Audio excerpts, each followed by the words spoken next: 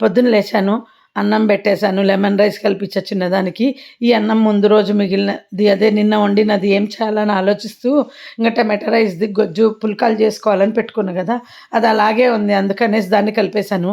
Tea decoction చేసి పాలల్లో కలిపేసేసా. మజ్జిగ మిరపకాయలు లాగా పచ్చిమిరపకాయలు వేయించి ఉప్పు, నిమ్మరసం ఏసి పెట్టేస్తే కొంచెం ఊరినట్టు అయిపోతది. పిల్లలకిష్టము. సో, చాలా రోజులు అది చేసి పెట్టకనే అది చేసిన. ఇంక ఫ్రీజర్‌లో ఉంది గదా! మనం గోధుమ దోస కోసం ప్రిపరేషన్ చేసుకునేది పాత షార్ట్స్‌లో చూసుంటారు.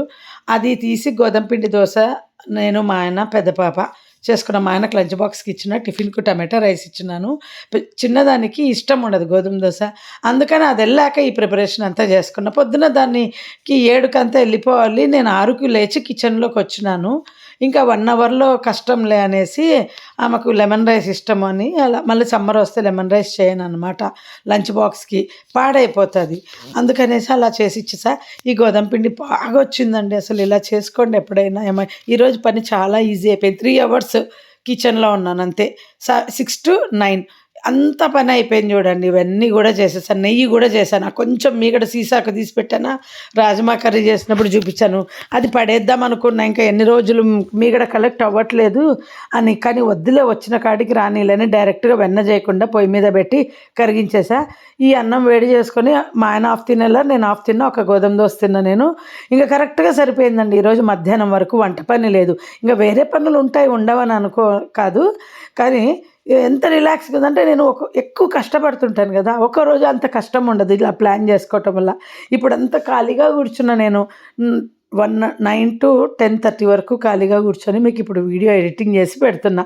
చాలా రిలాక్స్ అయ్యా. నిన్న, మొన్న అంతా కొంచెం స్ట్రెస్ అయ్యానని చెప్పాను గదా! ఆ స్ట్రెస్ అయినా గానీ ఒక రోజుకి మనకు కంఫర్ట్‌గా ఉంటది. సో, మనం చిమ్నీ ఆన్ చేసుకున్నప్పుడు 2 పనులు చేయాలండి ఎప్పుడు. చిమ్నీ స్టీము అంతా దాంట్లోకి వెళ్తది గదా! అప్పుడు ఒక్కొక్క పనికి చిమ్నీ గంటల కొద్దీ ఆన్ చేసుకుంటే కరెంటు వేస్ట్ అవుతదని చెప్తున్నా. ఎప్పుడైనా కిచెన్‌లో 2 పొయ్యిలు ఉన్నాయని, ఒక్క పని చేయకండి 4 పొయ్యిలు ఉన్నాయని కాదు.